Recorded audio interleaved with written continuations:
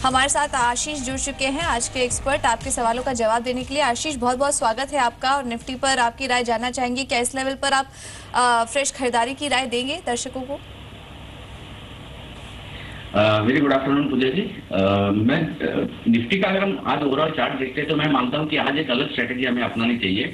जैसे हवा का रुख बदलता है वैसे हमें अपना भी रुख बदलना पड़ेगा। तो यहाँ पे मैं दो लेवल मेंशन करना चाहूंगा। जिनके पास पोजीशन है वो होल्ड करे, लॉन्ग पोजीशन है वो होल्ड करे। नई लॉन्ग पोजीशन अगर बनानी है तो 10,340 के ऊपर अगर निफ्टी निकलता है तो ही नई पोजीशन बनानी चाहिए। और नीचे की तरफ अगर हम देखते हैं तो 10,300 के नीचे अगर निफ्टी फिसलता है तो एक अच्छा खासा सेलिंग प्रेशर वापस आता हुआ दिखाई देगा। तो 10 जिनकी लॉन्ग पोजीशन है 10,300 का स्टॉप लॉस लगाए, 10,290 का स्टॉप लॉस लगाए और नई खरीदारी 10,340 के ऊपर। ओके, तो 10,340 के ऊपर अगर निफ्टी निकलता है तभी खरीदारी करने की राय होगी। ये आशीष की राय इस वक्त। और मिड कैप में चढ़ने वाले शेयरों पर नजर डालें तो वक्रांगी में भी तेजी बरकरार है। मिड कैप में हम पिछले काफी समय से देख रहे हैं इस शेयर में तेजी बनी हुई है, आज भी अपर सर्किट पे ट्रेड कर रहा है। इसके अलावा emphasis, L&T infotech, PNB housing, ये कुछ ऐसे शेयर हैं जो कि हरे निशान में आज ट्रेड कर रहे हैं। मिड कैप में गिरने वालों में सबसे ज्यादा प्रेशर आज सरकारी बैंकों में देखने को मिल रहा है। आईडीबीआई बैंक देखिए 10% की कमजोरी है, लगातार नेगेटिव न्यूज फ्लो कुछ ना कुछ आ ही रही है सरकारी बैंकों में। आज आंध्रा बैंक को लेकर एक खबर आ गई है, 15% तक की कमजोरी उस बैंक में देखने को मिली और जिसका की रिएक्शन कहीं ना कहीं तमाम सरकारी बैंकों में देखने को मिल रहा है। Adani enterprises, Crompton Greaves, Reliance communication भी कमजोरी के साथ आज कारोबार कर रहे हैं। चलिए, दर्शकों को भी शामिल करने का वक्त है इस शो में। अगर आपके भी कुछ सवाल हैं तो सवाल पूछने का तरीका लगातार आपकी स्क्रीन पर फ्लैश हो रहा है और इसके अलावा ट्विटर और फेसबुक के जरिए भी आप हमसे जुड़ सकते हैं। पहले दर्शक इस वक्त हमारे साथ आंध्र प्रदेश से जुड़े हैं, सुरेश जी। नमस्कार सुरेश, पूछिए। हाँ, गुड आफ्टरनून मैम। मैं आंध्र मुझको कैनरा बैंक का 125 शेयर 294 में उसको एग्जिट करना है, नहीं तो होल्ड करना है। उसका पोजीशन क्या मैम? आपको बता देते हैं, सरकारी बैंक, जैसे कि हम थोड़ी देर पहले बात भी कर रहे थे आशीष, कैनरा बैंक में भी आज 3% की कमजोरी है। जो तमाम जो पीएसयू बैंकिंग स्पेस है, कमजोरी हावी है इस वक्त। इनको आप क्या सजेस्ट करेंगे? इनकी जो खरीदारी है वो 294 के लेवल्स के आसपास है। मेरी राय रही है, मेरी इनको ये सलाह होगी कि तुरंत इस स्टॉक में से निकल जाए, क्योंकि अगर अगला लेवल में चार्ट के ऊपर देखने की कोशिश करता हूं तो ये लेवल करीबन 211 210 के भी नीचे जा सकता है। और वहां पे इतना बड़ा कार्नेज होने के बाद वहां पे एक टाइम करेक्शन और प्राइस करेक्शन तो हो जाएगा, यानी एक स्टॉक एक कंसोलिडेशन में जा सकता है। यहाँ पे लॉस होने की संभावना बहुत, इसीलिए मैं इनको एग्जिट कर सलाह दे रहा हूं। तो एग्जिट करने की राय होगी कैनरा बैंक में, इस लेवल से आप एग्जिट कर ले और दूसरे कुछ स्टॉक्स जो कि आपको शो के दौरान सजेस्ट किए जाएंगे वहां पर खरीदारी करिए। इस वक्त कैनरा बैंक से एग्जिट करने की राय होगी। अगला सवाल ले लेते हैं, हमें व्हाट्सएप के जरिए आया है। दिल्ली से धर्मपाल जी का मैसेज है और इनका सवाल है जामना ऑटो पर, उस पर राय दिलवा देते हैं आपको। जामना ऑटो के 50 शेयर्स 81 के लेवल्स पर इन्होंने लिए हैं। आशीष, क्या सजेस्ट करेंगे? हल्का नुकसान हो रहा है इनको। जमुना ऑटो अगर हम देखते हैं तो ओवरऑल चार्ट स्ट्रक्चर अगर हम देखते हैं तो अच्छा खासा है, कोई इसमें डरने की बात नहीं है। जो फॉर्मेशन अभी चार्ट के ऊपर दिखाई दे रहा है उसके आधार पर मैं ये कह सकता हूँ कि एक अच्छा खासा फॉर्मेशन बेस फॉर्म हो रहा है और ये जो बेस है वो करीबन 71 72 है। तो अभी फिलहाल मैं इनको होल्ड करने की सलाह देता हूं। अगर ये स्टॉक 77.5 के ऊपर निकलता है तो एक फ्रेश ब्रेकआउट होगा और इसका पहला लक्ष्य करीबन 86 तक का हो सकता है। तो होल्ड करने की सलाह होगी। स्टॉप लॉस 72 पे लगाए, स्टॉप लॉस क्लोजिंग बेसिस पे लगाए। ठीक है, स्ट्रिक्ट स्टॉप लॉस लगाने की राय होगी। 72 का स्टॉप लॉस लगाइए और होल्ड करके रखिए। 80 तक के लेवल्स आपको इस शेयर में देखने को मिल सकते हैं। अगला सवाल इंदौर से हमें भेजा है डीके जैन जी ने और इनका सवाल है उगर शुगर्स पर। क्वांटिटी इन्होंने कितनी ली है तो इन्होंने मेंशन नहीं किया, लेकिन 30 के लेवल्स पर इन्होंने ये शेयर्स लिए हैं। नुकसान इनको काफ़ी ज़्यादा हो रहा है। 50 शेयर्स इन्होंने 30 के लेवल्स पर लिए हैं और नुकसान इनको काफ़ी ज़्यादा हो रहा है। करीब आज भी स्टॉक में 3% तक की कमजोरी देखने को मिल रही है। आशीष, क्या सजेस्ट करेंगे? उगर शुगर में हम देख रहे हैं लगातार उतार चढ़ाव है और फिर उसके बाद कमजोरी, एक डाउनसाइड देखने को मिला है इस शेयर में और इनको काफ़ी ज़्यादा नुकसान हो चुका है। कुछ रिकवरी के आसार हैं क्या स्टॉक में? रिकवरी के आसार बहुत कम है, क्योंकि डाउन साइड अगर मैं देखता हूँ तो करीबन 13 रुपए 90 पैसा 13 रुपए तक भी ये स्टॉक नीचे और फिसलता है, फिसल सकता है। तो मैं मानता हूँ कि इसमें से तुरंत निकल जाना ही बेहतरीन स्ट्रैटेजी रहेगा, क्योंकि हम ओवरऑल शुगर सेक्टर देखते हैं तो उसमें ना खासा अच्छा खासा ये नहीं दिखाई दे रहा है। तो शुगर सेक्टर में अगर कोई स्टॉक में आपका होल्डिंग है तो तुरंत निकल जाने की सलाह होगी। तो शुगर सेक्टर में अगर कोई भी किसी भी स्टॉक में आपकी होल्डिंग है तो तुरंत निकल जाने की राय और इस स्टॉक से भी एग्जिट करने की राय होगी। अहमदाबाद चलते हैं, जैन राज जी हमारे साथ जुड़े हैं। गुड आफ्टरनून जैन राज जी, पूछिए। हेलो हेलो सर, मेरे पास SBI लाइफ इंश्योरेंस के शेयर हैं और 700 रुपए के भाव में लिए थे। और तो वो HDFC उसका क्या होल्ड रखना चाहिए कि सेल कर दें? ओके, और HDFC लाइफ के भी शेयर्स हैं आपके पास? हाँ, और HDFC लाइफ इंश्योरेंस के भी हैं, 290 के लिए थे। ठीक है, कितना समय दे सकते हैं आप दोनों ही शेयर को?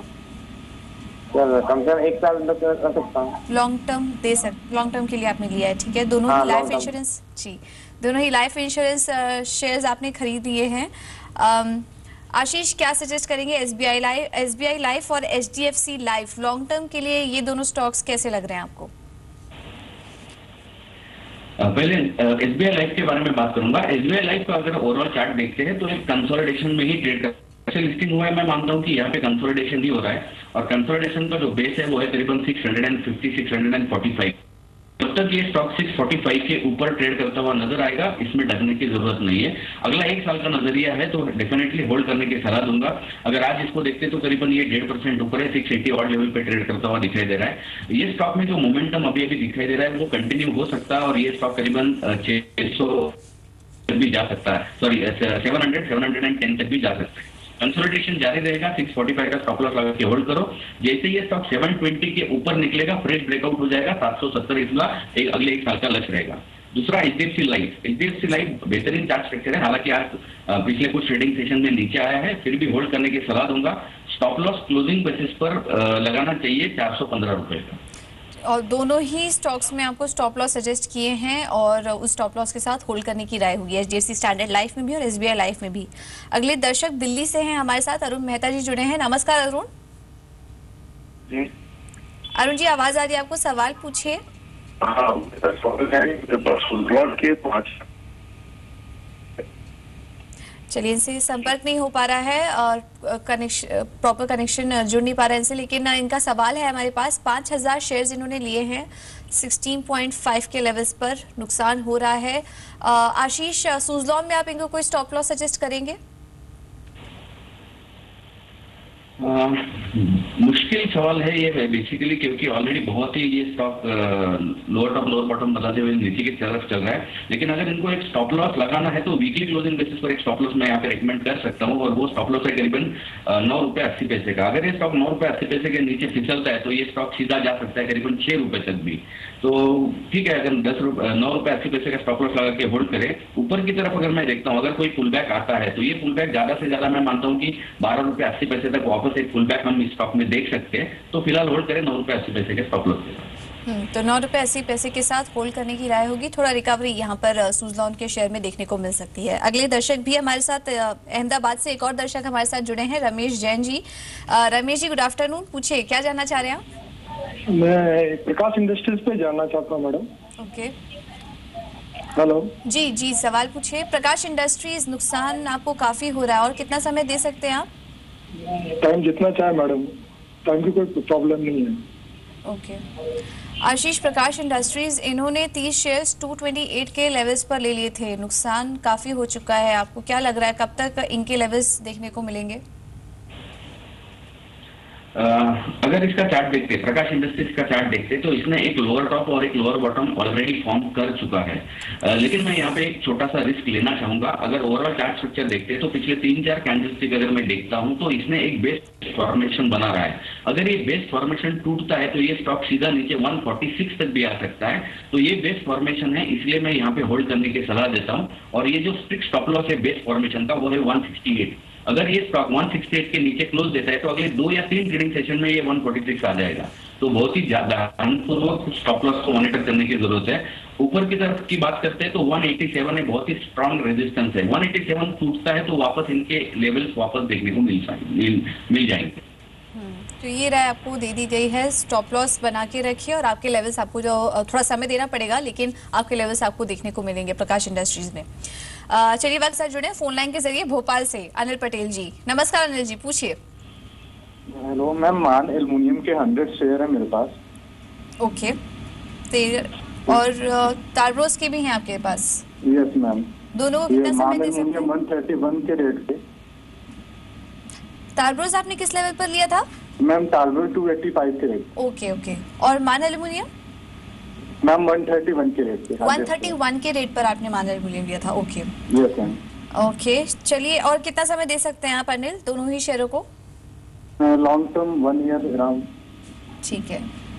आशीष, तारब्रोस ऑटो पर आप की क्या राय होगी? इन्होंने 285 के लेवल्स पर लिया है, हल्का नुकसान हो रहा है, कितना समय और देना चाहिए इनको? और मान एल्युमिनियम के शेयर्स भी हैं इनके पास 131 के लेवल्स पर। इन दोनों शेयर को का चार्ट देख के बताइए लॉन्ग टर्म के लिए कैसे लग रहे हैं?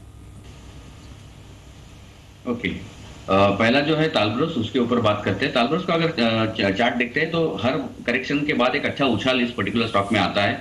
तो अभी ये स्टॉक फिलहाल करेक्शन मोड में है। मैं मानता हूं कि ये करेक्शन जो है और भी थोड़ा नीचे आ सकता है, करीबन 255 टू 56 तक ये स्टॉक नीचे आ सकता है, तो लेकिन डरने की बात नहीं है। उसके बाद एक उछाल देखने को मिलेगा, और अगर उछाल देखने को मिलता है तो डेफिनेटली ये स्टॉक वापस एक बार छू सकता है 295 300 के लेवल पे। तो फिलहाल होल्ड करने की सलाह होगी, और स्टॉप लॉस के तौर पर 250।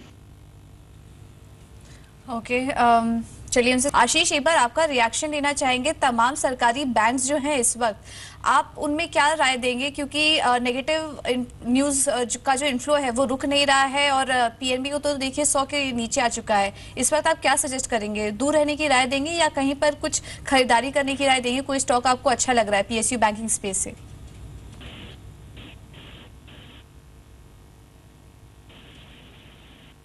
आशीष, आपको आवाज आ रही है? चलिए इनसे आशीष से संपर्क जोड़ने की कोशिश करेंगे, लेकिन देखिए आपकी आवाज। जी आशीष बोलिए। मैं मानता हूं कि फिलहाल यहाँ पे पीएसयू बैंक में नहीं करने की सलाह दूंगा, क्योंकि चलिए इनसे संपर्क नहीं हो पा रहा है, लेकिन सरकारी बैंक के स्टॉक्स पर एक बार नजर डालिए। एसबीआई में कमजोरी है, पीएनबी इस वक्त कमजोरी बढ़ चुकी है, डेज लो पर कारोबार कर रहा है। इलाहाबाद बैंक 3% की कमजोरी, Canara bank, OBC, Indian bank, union bank, जितने भी जो भी नाम ले लें हम सरकारी बैंकिंग स्पेस से, सभी में कमजोरी इस वक्त देखने को मिल रही है। सभी लाल निशान में ट्रेड कर रहे हैं। तो फर्जी इनवॉइस बनाने वाली कंपनी पर छापे में ये खुलासा हुआ है। एक्सपोर्ट बिल के कारोबार बढ़ा चढ़ाकर दिखाया जाता था, और इसके जरिए ये एलओयूज दिए गए थे। कंपनियां 1 से 2% कमीशन लेकर जितनी ये फर्जी बिल जो है वो बनाती थी। आशीष, आप सुन पा रहे हैं हमें? हाँ, मैं सुन पा रहा हूँ जी। आशीष, आपसे इस वक्त जो सरकारी बैंक हैं उस पर आपका एक व्यू लेना चाहेंगे। कैसे लग रहे हैं आपको? क्योंकि जो नेगेटिव न्यूज़ है वो आना बंद नहीं हो रही है, और लगातार यहाँ पर गिरावट बनी हुई है। ऐसे में सरकारी बैंकों में आप क्या सजेस्ट करेंगे? पूजा जी, डेफिनेटली सरकारी बैंकों से दूर रहने की ही मैं सलाह दूंगा, क्योंकि अगर ओवरऑल चार्ट स्ट्रक्चर देखते तो इनमें कोई भी ट्रेंड रिवर्सल पैटर्न अभी भी दिखाई नहीं दे रहा है। तो जब सरकारी बैंकों के चार्ट पे मुझे ट्रेंड रिवर्सल पैटर्न दिखाई देगा तभी मैं निवेश करने की सलाह देना चालू करूंगा, तब तक नहीं। अगर बैंकिंग में निवेश ही करना है तो private banking would be a better option, और उसमें से कोटक बैंक एक बेहतरीन विकल्प साबित हो सकता है। ओके, तो सरकारी बैंकों से दूर रहे। इस गिरावट में वैल्यू बाइंग कहीं पर भी दिखाई नहीं दे रही है, और प्राइवेट बैंकों में कोटक महिंद्रा बैंक एक खरीदारी करने की राय आशीष की तरफ से। चलिए दर्शकों को भी शामिल कर लेते हैं। महाराष्ट्र से अशोक हमारे साथ जुड़े हैं। नमस्कार अशोक, आपका सवाल पूछिए। नमस्कार मैडम, मैंने एनबीसीसी के 3000 शेयर अपने बाय किए है। ओके, और इसका एवरेज 258 पे लिया है। ठीक है, आपको राय दिलवा देते हैं। आशीष, एनबीसीसी पर क्या सजेस्ट करेंगे? 258 पर इन्होंने ले लिया था, तब से देख रहे हैं एनबीसीसी में लगातार एक गिरावट देखने को मिली है। क्या लगता है आपको, लंबे समय के लिए स्टॉक कैसा लग रहा है? नहीं, इनको अपॉर्चुनिटी कॉस्ट इनका मिस हो जाएगा, क्योंकि जिस तरह का फॉर्मेशन चार्ट के ऊपर दिखाई दे रहा है, consistently lower top lower bottom बनाते हुए नीचे की तरफ चल रहा है। क्लियर डाउन ट्रेंड है इस पर्टिकुलर चार्ट पर। अगर मैं बेस्ट फॉर्मेशन ढूंढने की कोशिश करता हूं तो वो बहुत ही नजदीक है 175 के नीचे अगर ये स्टॉक टूटता है तो ये सीधा 142 145 के लेवल तक भी आ सकता है। तो इसमें से तुरंत निकल जाने की ही मैं सलाह दूंगा, क्योंकि चार्ट स्ट्रक्चर उतने बेहतरीन नहीं है अभी। ठीक है, तो एग्जिट करने की राय होगी एनबीसीसी से। मथुरा से वरुण जी हमारे साथ हैं। वरुण नमस्कार। Good afternoon ma'am. Good afternoon. मेरा सवाल है, एक इंडियन बैंक मैंने खरीदा है 308 रुपए पे 50 शेयर, और एक एपटेक पे भी अगर सलाह मिल जाए तो आप दे दीजिए, 254 पे 25 शेयर है। इंडियन बैंक आपने कब 308 शेयर्स 50 के लेवल्स पर लिए? नहीं, 308 रुपए पे 50 शेयर खरीदे थे अभी। 50 शेयर्स आपने 308 के लेवल्स पर लिए हैं। ओके, चलिए माफ कीजिएगा, स्क्रीन पर थोड़ा वैल्यू गलत चल रहा है। तो इंडियन बैंक आपने लिया कब था वरुण? चलिए, इनसे संपर्क नहीं हो पा रहा है। आशीष, इंडियन बैंक आप थोड़ी देर पहले राय भी दे रहे थे सरकारी बैंकों से फिलहाल दूर रहने की, लेकिन क्या इनके लेवल्स इनको देखने को मिल सकते हैं? और एपटेक पे भी फटाफट से आपकी राय जानना चाहेंगे। इंडियन बैंक का पहला टारगेट चार्ट के ऊपर जो दिखाई दे रहा है वो है 253 का। अभी करीबन 273 पे ये स्टॉक चलता हुआ दिखाई दे रहा है। मैं मानता हूँ ये 253 तक आने के बाद ही थोड़ा सा संभलने की कोशिश करेगा, तब तक ये आ सकता है। इनका अगर रिस्क एपेटाइट है तो होल्ड करे, अदरवाइज इनमें से तुरंत निकल जाने की सलाह होगी। एपटेक की बात करें तो एपटेक ओवरऑल चार्ट स्ट्रक्चर उतना खराब नहीं है जितना बाकी अभी स्टॉक के ऊपर हमने डिस्कशन किया। हालांकि पिछले कुछ ट्रेडिंग सेशन में हमने देखा कि इसमें भी एक डाउन ट्रेंड या बिकॉल हावी हुई दिखी थी। 292 293 और लेवल पे ये स्टॉक ट्रेड कर रहा है। फिलहाल होल्ड करने की सलाह दूंगा। स्टॉप लॉस के तौर पर बेहतरीन लेवल रहेगा 283 का स्टॉप लॉस लगाए। अगर ऊपर की तरफ की बात करते हैं, जब ये स्टॉक 305 रुपए के ऊपर उछलेगा तभी इस पर्टिकुलर स्टॉक में एक अच्छा खासा उछाल देखने को मिल सकता है। ऑलराइट, तो वरुण जी दोनों ही शेयरों पर आपको राय दिलवा दी गई है। आशीष, आपसे जाते जाते एक पिक लेना चाहेंगे, क्योंकि ऐसे में समय में मिड कैप सेंसेक्स निफ्टी जिस भी इंडेक्स की बात करें गिरावट हावी है। ऐसे में आपको कोई स्टॉक जहां पर आपको वैल्यू बाइंग दिख रही है इस वक्त? यस, डेफिनेटली एक बैंकिंग में से ही एक स्टॉक रेकमेंड करना चाहूंगा, और वो स्टॉक है आरबीएल बैंक। अगले 2 दिनों का लक्ष्य मैं देख रहा हूँ चार्ट के ऊपर, वो रहेगा करीबन 475 का।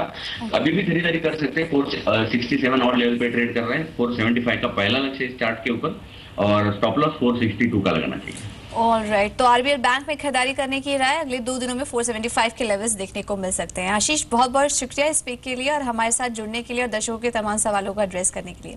फिलहाल मिड कैप